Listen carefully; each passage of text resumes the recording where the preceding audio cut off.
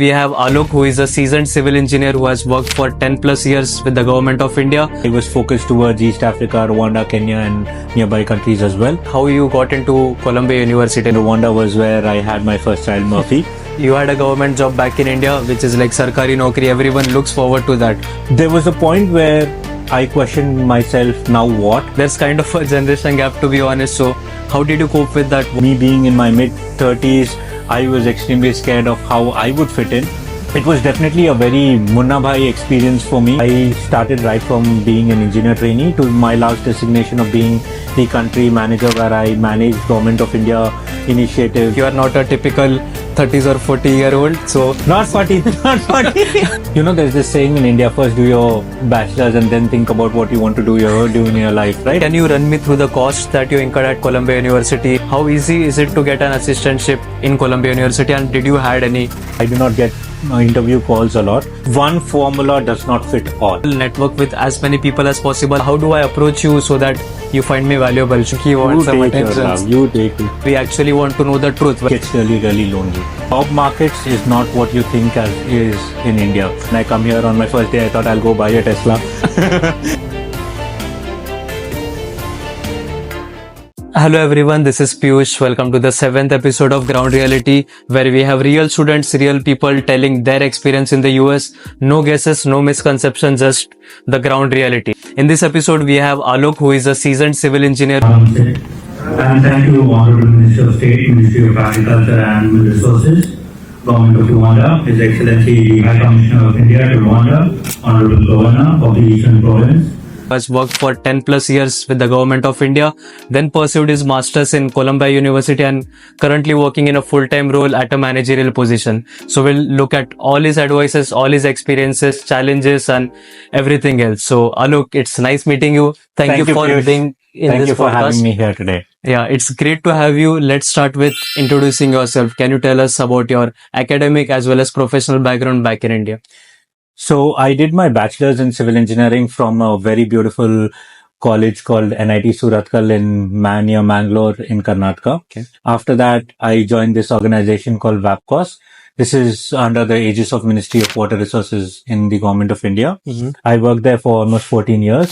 I took a year after that to do my master's in civil engineering from Columbia University. Okay. And now I've been working with an amazing organization called CDM Smith for almost a year now. Wow, that's nice to hear. Let's go back to the time and go back to your past. How was your work experience back in India working with the government of India? What projects you worked on and what were your roles and responsibilities? So this organization called VAPCOS, this was a government-owned organization that used to provide consultancy services in all facets of civil engineering to government bodies in India and abroad.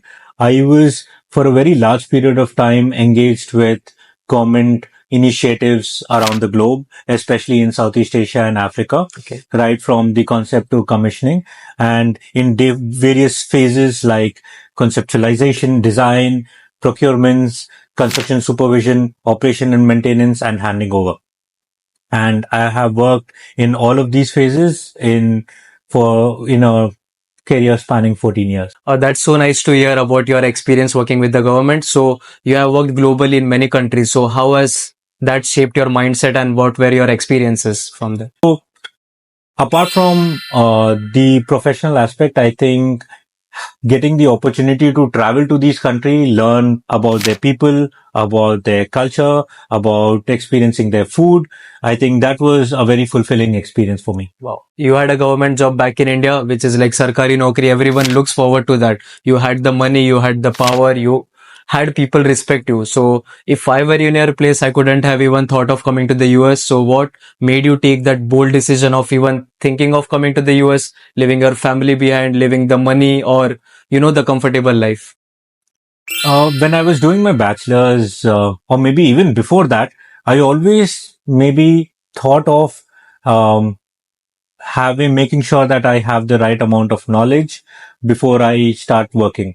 So masters was already something in my mind, and US was definitely one of the top destinations that I used to think of when it used to come to my masters. However, I think after completing my bachelor's, it took me to a very parallel or a different path that got me a lot of global perspective or experience.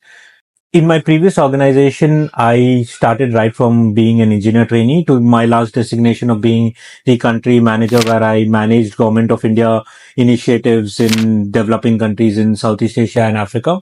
And I was focused towards East Africa, Rwanda, Kenya, and nearby countries as well. So there was a point where I questioned myself, now what and now where, right? I have grown very well in the organization. Now I want to do more. But most of the opportunities that I saw in the market at that particular point of time required you to have a master's degree, which I did not have at that particular point of time. So that was one of the reasons why I wanted to do a master's. But why I decided to leave that and come to the US, I think I had traveled a lot. And I was looking for a place which I could call a base, or I would be able to call a home and come back to every time. I think that was something. In pursuit of that, I decided that I think this is the best place to be. So I think your main motivating factor was like, now you want to get settled. You have traveled a lot in your 20s and you want to call some place your home and feel settled at once. Yes. Being in an organization that has projects globally pushes you to different places around the globe. But coming back and having a home, I think that's extremely important. And that made me question my place, as well as how am I supporting the careers of my family.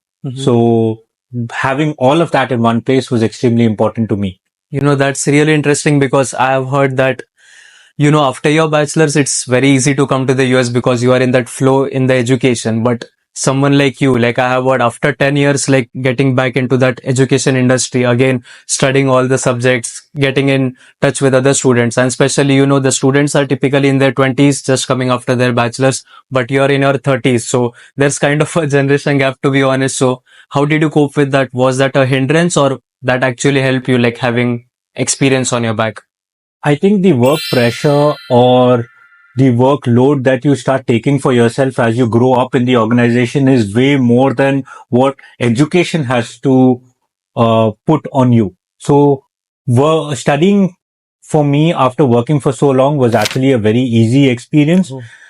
However, it was definitely a very Munna Bhai experience for me when I came to my college on my first day and realized that everyone who I would be studying with would be in the age range of 22, 25 and around that. So me being in my mid 30s, I was extremely scared of how I would fit in. But I had the most amazing set of friends at Columbia. I got very well with them. I had them around for everything, whether it was food, travel, or general studies as well. Okay, that's nice to hear because I have worked with Alok and I know he is a really good person to gel in with. Like you are not a typical 30s or 40-year-old. So Not 40, not 40. I mean, just the age, but Alok is really good to go with. So that's really good to hear that you were able to fit in with those people. Now let's look Not at your, just yeah. fitting in, Piyush, but I think also understanding each other's perspective, right? When someone is in their 20s, they have a very different way of looking at things. Right. And when you are in your 30s, you have a very different way of looking at things. So I think there's a mutual learning process in that as well. That's a really nice perspective. And I think you had admits from other universities as well, from Purdue as well. I'm from Purdue. You can see like a proud Purdue student. So what made you decide choose Columbia over Purdue? I know that obviously Columbia is a Ivy League college, so we only dream about it. Like, can I get into Columbia? But you know, Purdue is even a good ranked civil engineering firm. The cost of education is low. So what made you decide to go for a costly education coming in New York? Like, was it only the New York City or some other factors? So there were several factors when I decided with Columbia. I definitely did have admits from Purdue. The course offering was my primary reason why I chose Columbia. Okay. I think in terms of the faculty or in terms of the education, you would definitely rank Purdue very high. In terms of what I was looking for, I think I was getting that from Columbia. I had the flexibility to choose courses that were not just technical in nature, but also I had the option to choose courses that would teach me how would I manage those technical courses. So I kept my courses inclined towards both water resources, which was my primary field of work, as well as managing those water resources projects. And I got a perfect blend of these courses at Columbia. Okay. So the good thing with you was that you knew which field you are working on, like let's say water resource, and then you know that you have to go into the managerial aspect. But for someone who is just coming in, like the difficult thing is you don't know what field you should go in, whether you should go in geotech, structural, or any other field. So I think that worked in your favor, like working for 10 plus years in India in that field. You know, there's this saying in India, first do your bachelor's and then think about what you want to do in your life, right? So it is okay to not know where you're going. And it is also okay to figure out where you want to go as you go along. Okay. So how do you find that path is you try experimenting, you try a lot of things. And if there is something that clicks, or if there's something that you resonate with, you pursue that more. And even while you're pursuing that, it is absolutely okay that at a later stage you do not like it and you want to change. But definitely you should be in a place where you know which direction you want to go. So let's take a step back, and I want to know like how you got into Columbia University. Like what are the requirements? Does experience play a part? Or even if you come after your bachelor's, like how was the application process and how easy or how hard it was to get into Columbia? When I started my applications for Columbia, the GRE requirement was waived off. Okay. So I had to give my TOEFL. I think we had to submit our resume, and they had their internal processes, which I am not extremely aware of, but I am sure it was very rigorous and competitive in the way they may have selected their candidates based on the cohort that we had at Columbia. That was the best of the best, is what I would like to believe. Everyone was doing something outstanding. The application processes was fairly transparent, easy, and time taking, but nothing complex in it. It was something that you would have to do for any other university. Okay, so you guys didn't have any interviews, right? Like you just apply on their website and wait for their decision. That's it, or there was something else? I understand that there are interviews as well, but in my case, there wasn't an interview. Okay. Now, can you run me through the costs that you incurred at Columbia University? Like, obviously, it's in New York City, so I can imagine the huge amount of costs that people incur here. At Purdue, like, I got my master's done in $40,000. That's it. Everything, including cost of living, tuition fee, insurance, and so on. So, can you give a breakdown of costs that you incurred so that people are aware, like, how much to expect realistically? So the tuition at Columbia is 77,500. That's the I-20 requirement, if I may remember correctly, and plus around $30,000 of living expenses, making it 101,250 dollars. I think that was for the duration of studies, and I think a duration of 1 year, if I'm not wrong. And you got your master's done in 2 years, just to confirm. In general, the course at Columbia is 1.5 years. Okay. I took a little bit longer than that. Okay. I started my course way back in 2021. I did a few courses online, and then I shifted to the on-campus version of completing my course. Got it. So the cost that you mentioned, 77,000, that covers the entire duration of your master's. Yes. A typical student in Columbia. Yes. The 30,000. Yeah, go ahead. Sorry. The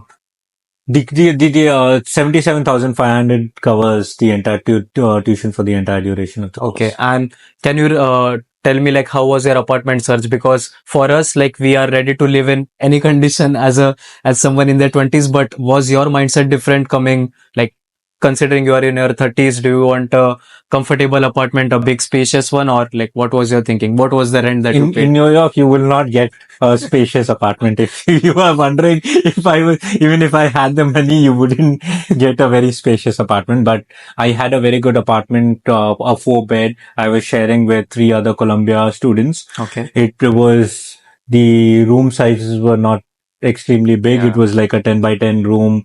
And I was paying 1350 for it and 150 for the Utilities. utilities.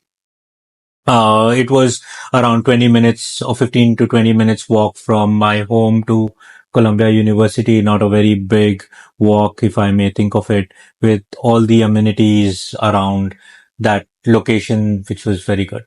Okay. And apart from that, I think the other cost is insurance. So how much does it cost at Columbia? If I may remember well, I think the insurance was around 4,800. I don't remember well if it was for a semester or for the duration of 2 semesters, but it was around that. Okay, so if you just want to get a ballpark, like just adding the numbers, I think it's 80,000 for the tuition fee, 30,000 for the cost of living, and let's say 5,000 for the insurance. And for groceries, I don't know, like it's two. So I had this option of Columbia dining, which I Okay. chose for personal reasons. After I think having saved for 14 years, I think my family wanted me to live like a student, but I did not. I wanted to be a little more comfortable. I had other dreams of doing things differently when I come here. On my first day, I thought I'll go buy a Tesla. That's how I'll travel to college. But yeah, I think for someone in my place, I think time is equal to money, Correct. and I wanted to save on time. Mm-hmm. So I chose Columbia Dining. And Columbia Dining was like those Harry Potter movies and halls where you've got a fancy spread of food in your halls, and you can choose anything and everything. Mm-hmm. That costed me around 1750 for 4 months a semester, Per semester, okay. which turned out to be around 400 and something per Per month, which was very reasonable considering the time I would be saving. And I tried cooking.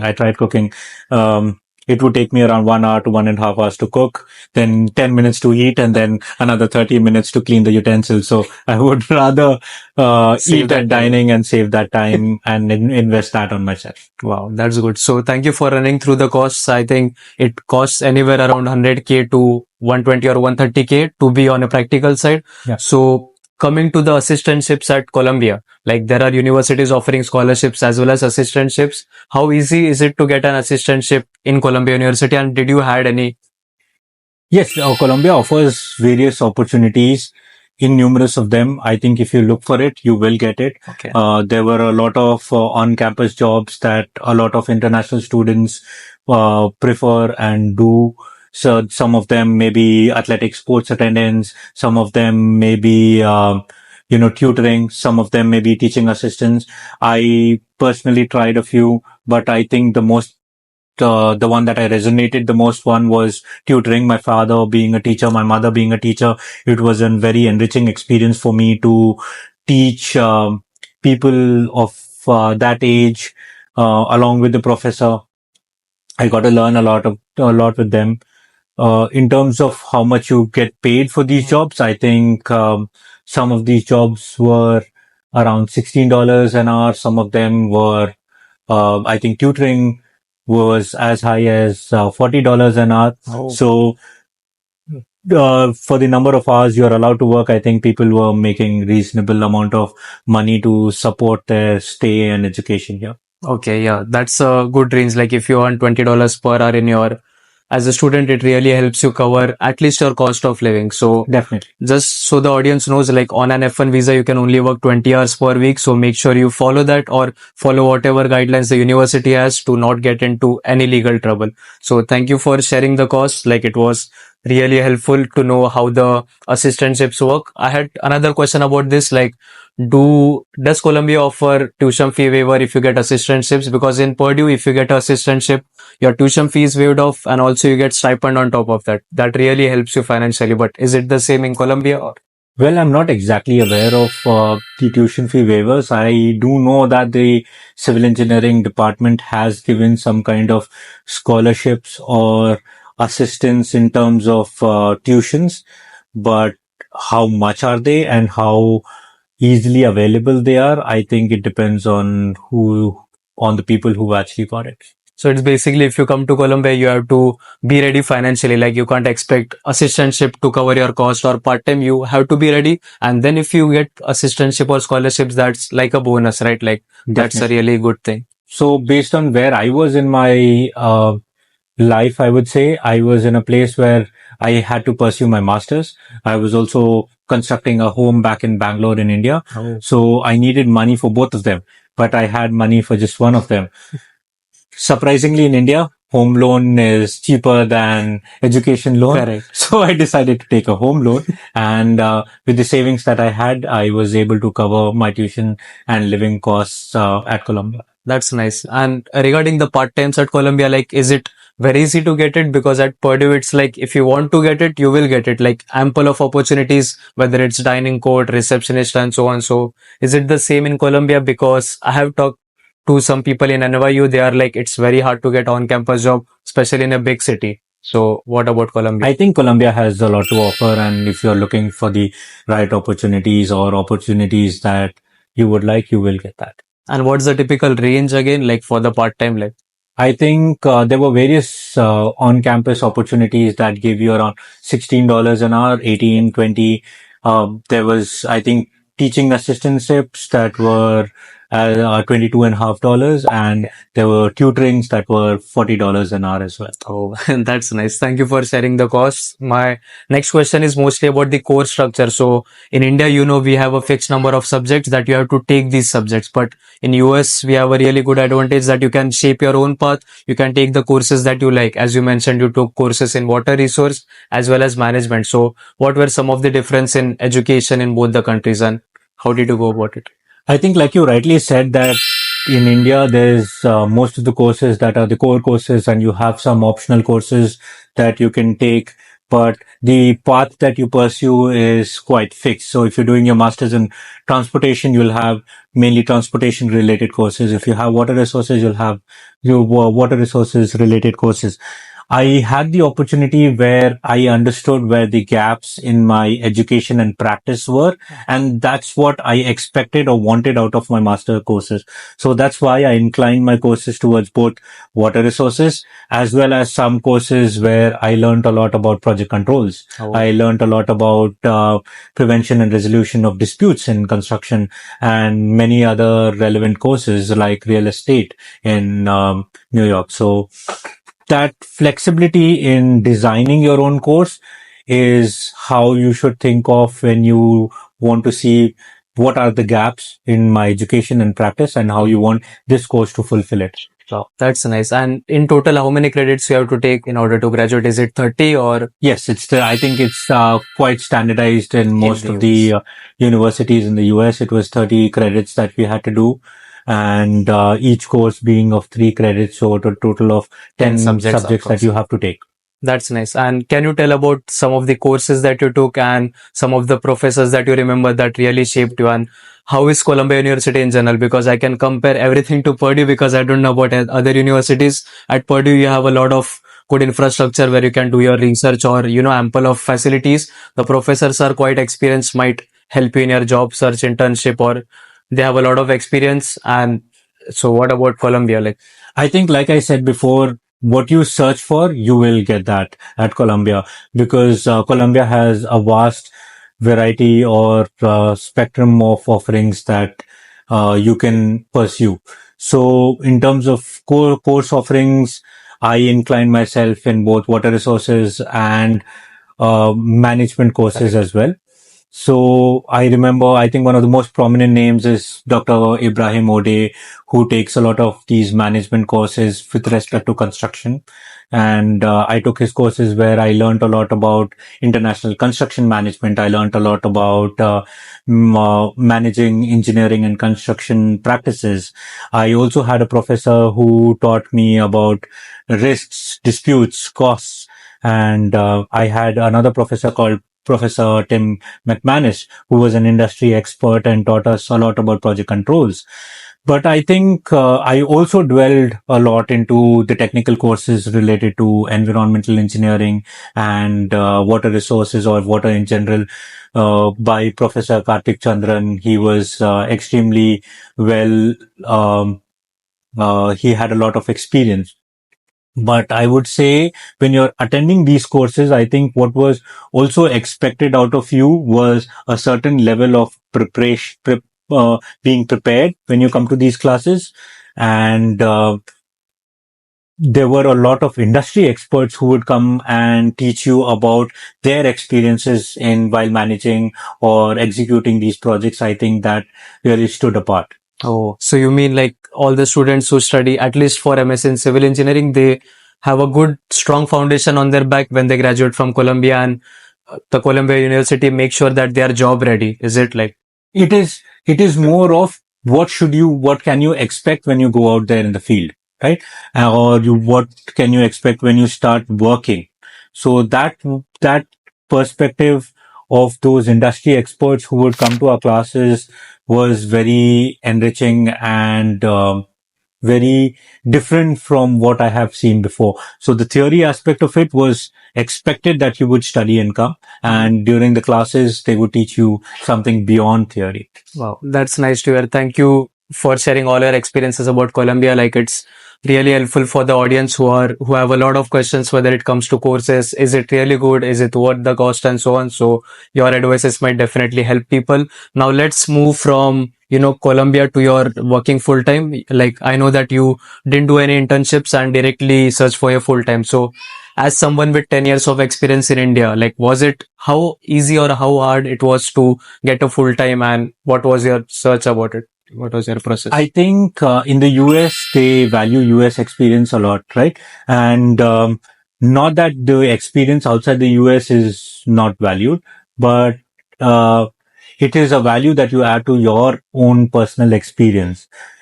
I started looking for opportunities around 4 to 5 months before I graduated. And I started shortlisting the companies that I want to work with, which were similar to the companies that I have worked with in the past, Okay. in providing consultancy services rather than working with a general contractor or maybe purely design. Having shortlisted those companies, it was extremely important. Where do I position myself in these companies? At what position would I be able to function at my best, where I am able to deliver what is expected out of me? So finding that right position and having that right job opening obviously is a time taking process. I do not get a lot of, I do not get interview calls a lot. So I went back and I reviewed my resume. I had to tailor it based on my experience and based on these job requirements. And I think when the job market was open, then I had around 4 to 5 interviews in 1 week. The first opportunity that came up was with CDM Smith. Okay. I really loved the fact that it was heavily inclined towards water resources and water, where I had my experiences. The position was just right. And when it gave me an offer, I did not have to think beyond this organization. Wow, that's nice. So how was your job search process like? Like did you just apply on their website and got an offer, or what were your strategies when you found jobs?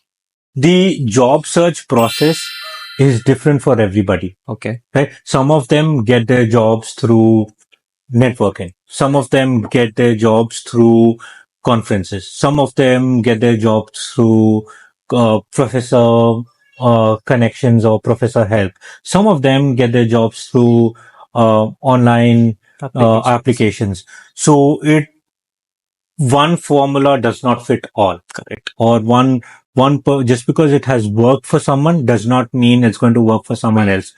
So if you are looking for job opportunities, try everything. Whatever works best for you, or a combination of any of these options, you have to use that. For me, I went to this conference called CMA Focus 24, which was the Construction Management Association of America. Okay. I met a lot of company professionals there, and I got to know them. I shared my experiences, got to know about their work that they are pursuing. I connected with them. When I was applying for this particular role at CDM Smith, I wrote back to one of the officers within the organization, telling them that I did attend your conference. I loved your presentation, and she remembered me from there. She put in a positive word for me with the team I was interviewing with, and that's how I landed my role with CDM Smith. That's nice. That this thing really resonates with me because personally for my internship as well as full time, I got it purely through conferences. Like, the construction industry is pretty small family. So everyone knows about you. Like if you do something bad, the news spread across all the industry. So my perspective was like you should meet new people, network with as many people as possible, and not just with the sole intention of finding jobs, but actually hearing about their experiences, building that relationship, because you don't they won't only help you to get jobs, but they might have a wide network, and not today, but they might help you tomorrow. So relationship definitely helps in this industry, right? I understand that the construction industry is a closely knit industry where a lot of people know a lot of people. And when you go niche, whether it is water resources, transportation, tunneling like yours, it is a smaller knit group of people. So everyone does know everyone. When you're working well, people do recognize you. When you network at these events, when you're doing it with the positive intention of sharing your experiences and listening and learning from their experiences, I think that leaves an impression and people remember you when you may be in requirement of either a job, an opportunity, or just in terms of helping you with your personal or professional direction. Correct. So that's nice. So when it comes to job search, as you mentioned, just to summarize, like you should follow all the strategies, whether it's LinkedIn, online applications, conferences, networking, and so on. Like you can't only depend on, let's say, online applications. Like you don't know what works for you. Yes. I think the best way is to tailor what works the best for you. Okay. Talking about the full time, like just so the audience know, we work on the same project. So I know Alok, like we work with a different company, but it's a joint venture. So we work together. And I want to hear from you some of the cultural shocks that you faced, or what are the differences between working in USA and in India. Like one I can recall is that in India, you give respect to the elders. Like, for example, if we would have met in India, I would have called you Alok sir, and it would have been quite formal. But here I can just call you Alok, or anyone in their, even in their 50s or 60s, you just call by their name. So I personally think that that really helps to, you think that the other person is open and you can share your thoughts without having that layer of formality. Yes, definitely. There's a lot of difference in the work culture back in India and here, or maybe any other country in the world. Every country has their own way of working. In US, I think being able to call someone by their name is more in the direction of being more approachable. Correct. If you are able to go to a particular person and go to someone above him and being able to go to someone above him, I think you get various levels of perspectives on how you would address a particular situation or how you would get some kind of a feedback. So I think that's how I view, addressing someone as name. You can respect someone by calling him a name and not calling him a sir, and vice versa. You may not respect him even after you call him a sir. Exactly. So approachability is how I view that. However, working in India is definitely more hierarchical. Okay. And here it is more working parallel to each other. Hmm. Also here, I think everyone has a very fixed role and responsibilities of what he's expected to deliver, and people do not step onto their roles. I think that is really great.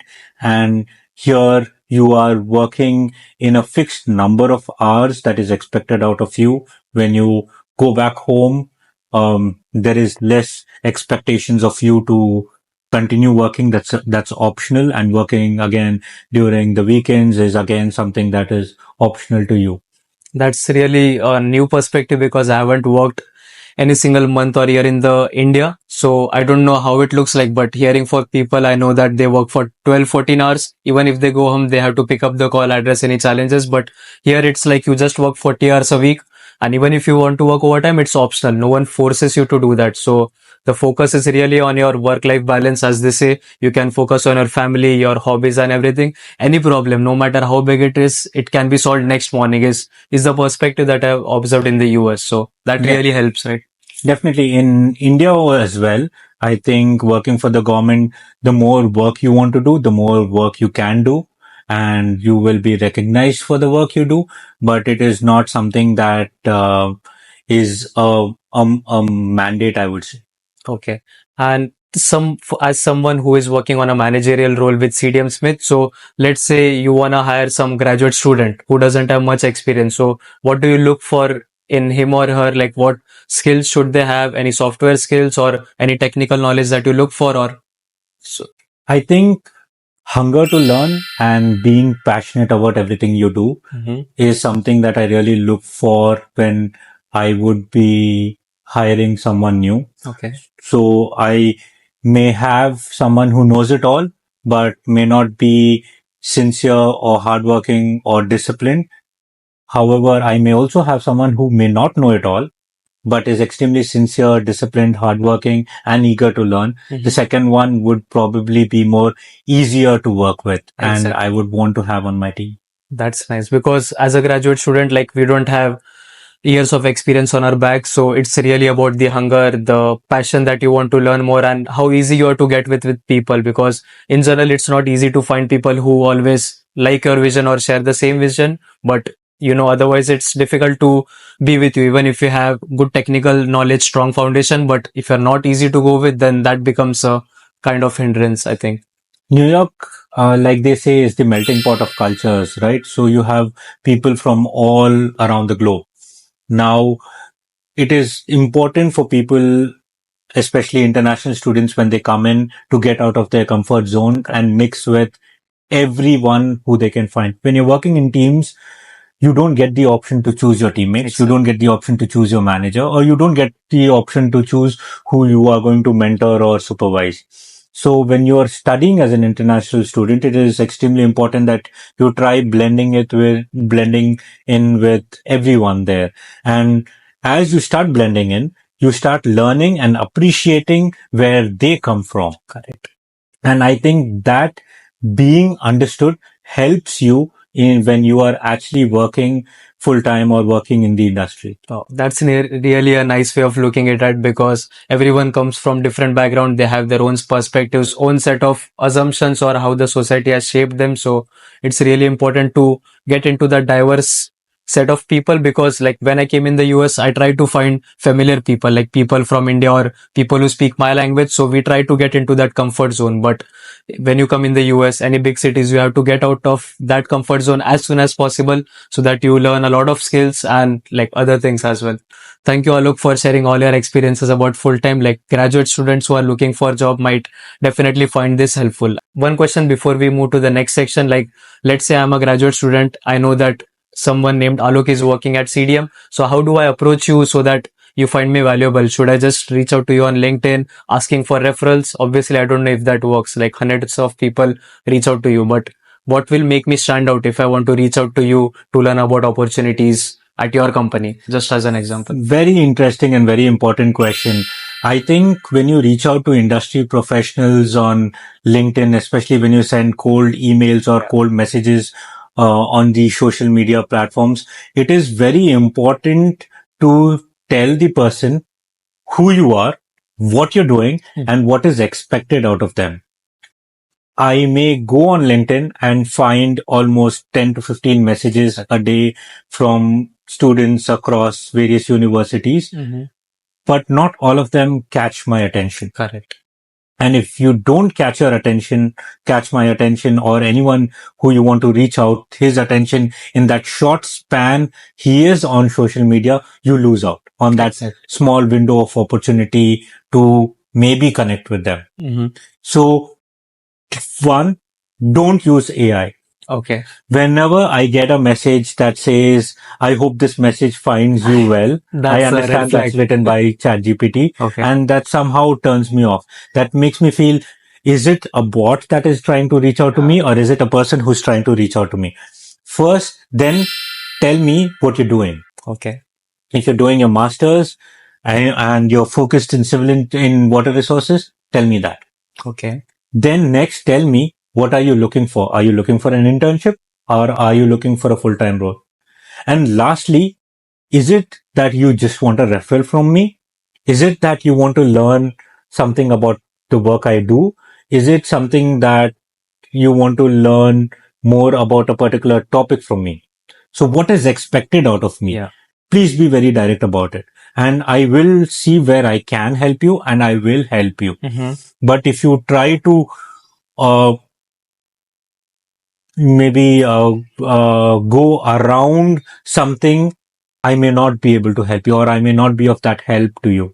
So in that short span I am on LinkedIn, if you are being real, if you're being honest, if you're being direct, I will definitely connect with you and I will definitely help you. Wow, that's a wonderful advice, Alok. Thank you for that. Because the reason for asking this question is I've heard a lot of people finding jobs. They are like, no one replies to me on LinkedIn. But then I see their message. It's like, I have found this position at CDM Smith. Let's say, can you please refer me? That's it. So you don't know the intent. They just want referral. So why would you refer someone who has just reached out to you randomly? Like someone who has a nice intent, has clear vision, then you might prefer to refer him or her to your job, right? Yes, I think I think referral is basically you understand someone, you know someone, and you know that this person will be the right fit for a particular role. So if I don't know someone, I shouldn't be referring that person, right? And if I know someone and I understand them, I understand their hunger towards working in this particular field, I will definitely try to see how I can best help them. So when you are reaching out to someone, it should be with the intent of showcasing what you have to offer, where you want to learn, and how this person can probably give you a direction on how the help can come to you. That's a really nice perspective. Thank you so much for that. The students who are looking for jobs, please watch this section twice or thrice, because you want to make sure even if you're reaching out to someone, it's important to reach out effectively, not just for referral or something, just for referral. So Alok, the next section is about family in the US. Like we can see Alok's first child, Murphy, here, who is so quiet right now, but when I came in, he was just barking at me. So about family in the US, like, you know that moving to a new country in itself is a challenge, but when you come with a family, that adds a layer of complexity. Can you speak more about it? How you got your family here? How hard or how easy it was to get them here? I was in Rwanda before this, and I was transferred back to India, where me and my family were in different cities. In Rwanda was where I had my first child, Murphy. I decided to come to the US first on my F1 visa, and okay. That's some strategic timeout, but I decided to come here first, and my family thereafter. I think a lot of planning. I think he wants some take your attention. love. You take it. Okay. So, Think he has that intention to stop our interview. okay. So, I decided to come here first and complete my master's, get settled in my full time, and my family decided to join me thereafter. The process with bringing my family here was extremely smooth. I think it was very transparent. It wasn't complex at all. So they came here on their F2 dependent visa. And I would say that it wasn't tough. I think even bringing Murphy here was a relatively transparent and not a very complex process, but it involved a lot of steps in bringing him here as well. Oh, that's nice. So, do you think that it's easier to get your family on a F2 visa or H2B visa? I think, like, what do you know about both the process?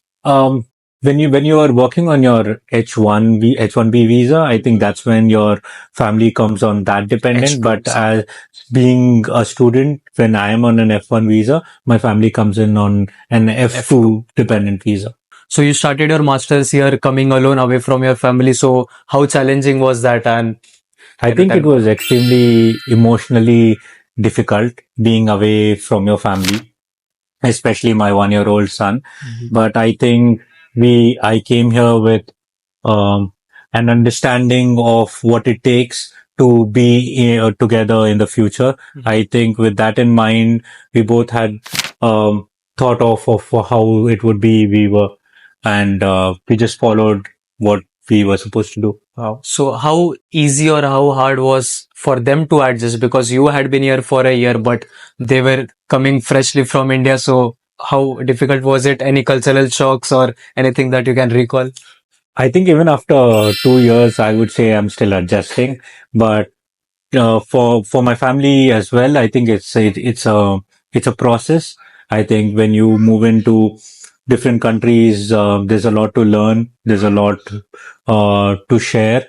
So I think that's there. But having traveled to several countries before this, I think that made the process a little more easier for us. Okay. For anyone who is planning to bring their family to the US, any word of advice or anything that you remember that they should keep in mind before coming here? Like, because obviously it's not always a good picture. Like, what are some of the challenges or factors that they should consider? I think planning is one of the biggest things that I would recommend to anyone who wants to come here or bring their family along. It may be in terms of when you want to come, when you want to bring in your family, when the financial planning or the travel planning, I think, and what would you be doing when you are here?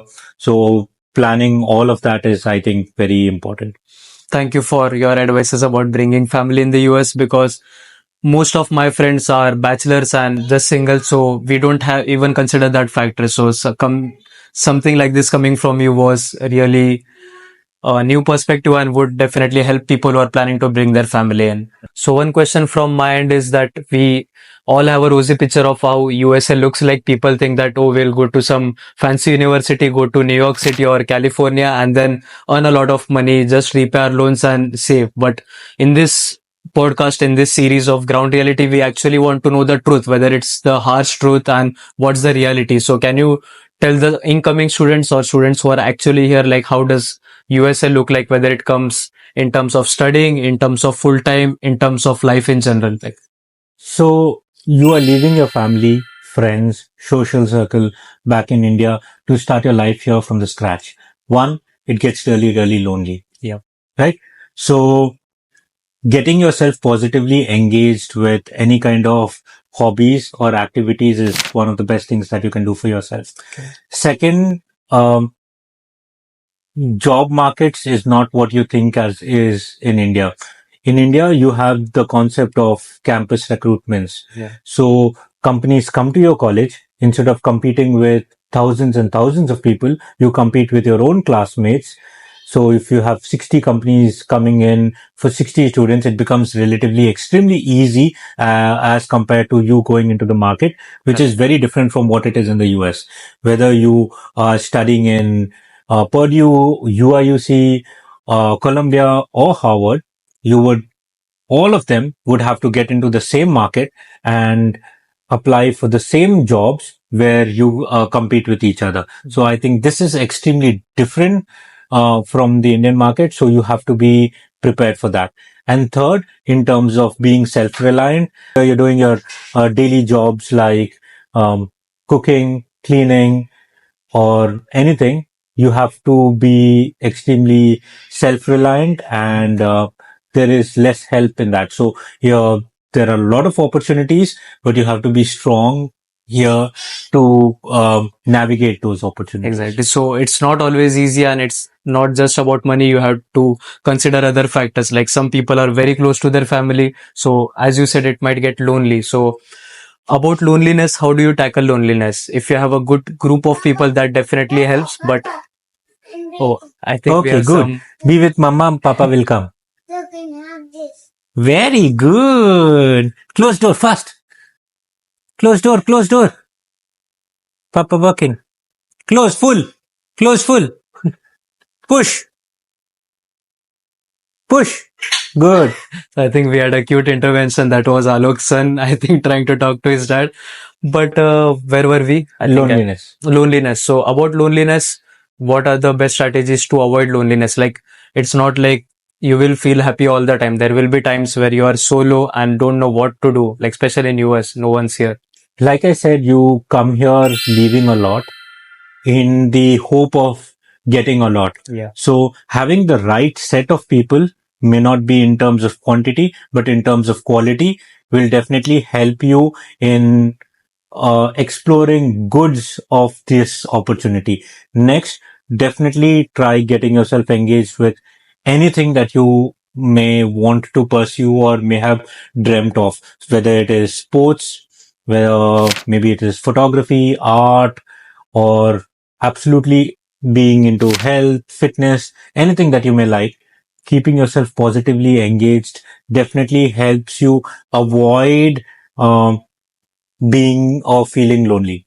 Wow, that's nice because when I came in the US, it was very difficult because I've never stayed away from my family. So it was like leaving everything behind. Some days are very quiet. Like on the weekends, you don't know what to do. Like in India, you can just call your friends at evening and go out somewhere, but here it's difficult. So it's really important, as Alok mentioned, follow your passion and do whatever you like. Like there are ample of opportunities in the US, whether it's photography, trekking, going on a trails, like everything is available. It's just that you should try to be as outdoor as possible, have a good group of people, and that's how you might tackle loneliness and even have fun. And talking about the rosy picture, it's not always good. Like there are some challenges of coming here, as Alok has mentioned repeated times, like getting away from your family, getting lonely. But on the flip side, there's also a way to start a fresh life altogether. Like you forget all the baggage from your past and start a fresh life and do whatever you want and just have fun. Thank you, Alok, for sharing everything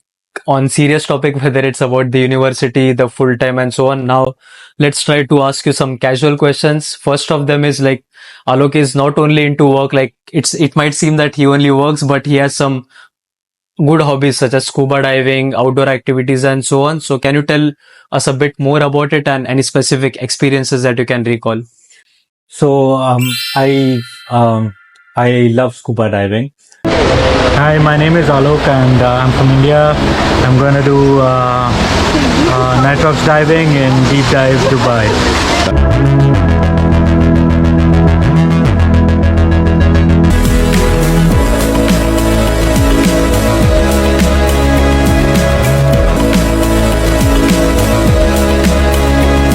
I just completed my dive in Deep Dive Dubai. We went down in the 60-meter pool. It was absolutely amazing. So many things to do.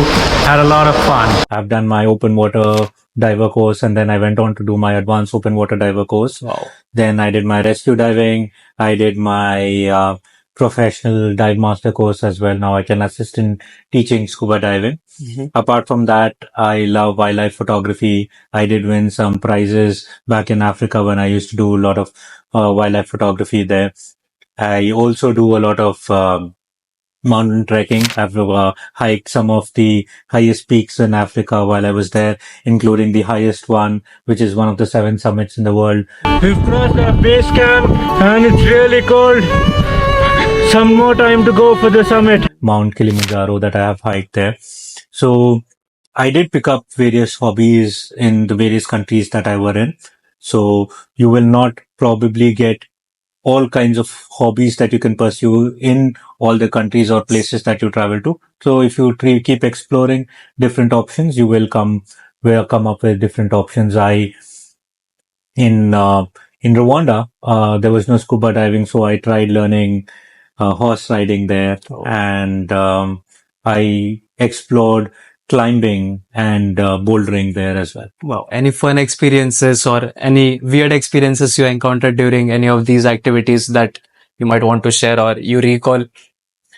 Definitely. I remember in one of the countries that I was working in, not personally, but I was working there it was our first few days of work. There was this river and we had to measure the velocity of the river.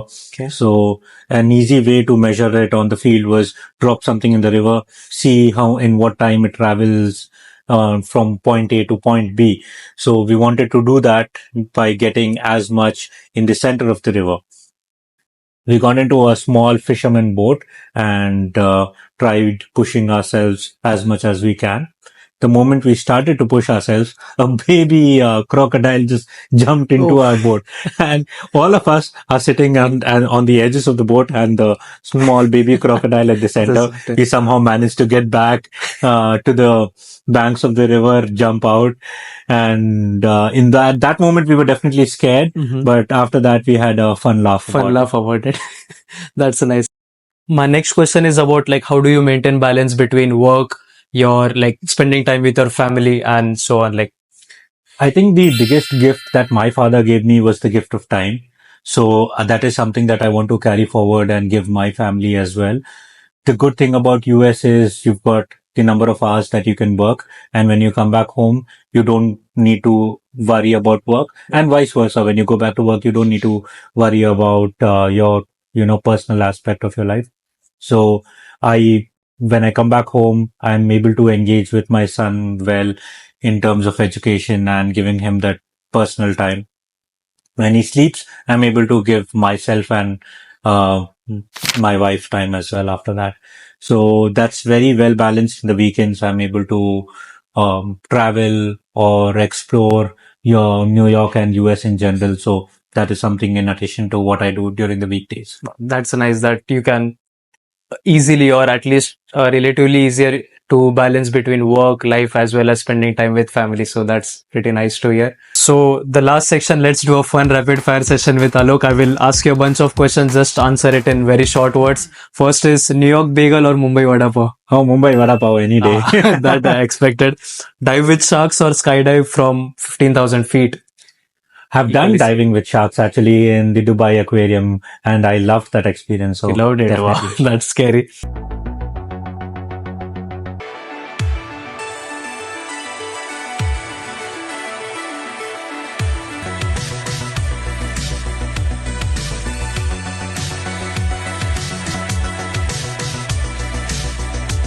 One engineering tool you can't live without. My measuring tape. Okay. Favorite course at Columbia? I think every course was actually very unique, but I think one course by Dr. Ibrahim Ode was International Construction Management, which taught a lot about how you can manage projects across various administrative or legislative boundaries. Okay. I think that course was extremely enriching. Okay. Alok, this is a rapid fire, so you have to answer it quickly just for your next questions. But your go-to stress buster during Columbia University? Gummies. Oh, that was a awkward silence. Nothing. No, I think my friends that I had there. Murphy in one word. Oh, love. One Rwandan word that Rwandan, if that's right, Rwandan word that you still remember and love. There's this word called sawa sawa, means enough. Enough. Okay. What's the best part of being a dad? I think you get to relive your childhood through him. Wow. Favorite dive spot so far? Zanzibar along the coast of Tanzania was one of my favorite spots to dive. One thing you always carry traveling international? Not one thing, passport, visa, and my speakers. Oh, speaker. If not an engineer, you would be? Maybe a dive instructor. That's nice. Yeah, that's it for the rapid fire. Thank you, Alok. Thank you so much for your time. It was great It was such a pleasure. It was such a nice interview. Thank you for having me. Yeah, it was arguably one of the best episodes for Ground Reality. Lot to learn from you, lot of insights, lot of fun answers that you gave. Any final words you want to tell for the podcast or to the audience, that anything about anything, any final words of? Whatever you look for, you'll find it out here. So look out for the positives. That's nice. Again, thanks a lot, Alok. It was great having you. Thank you everyone for watching. Until next time.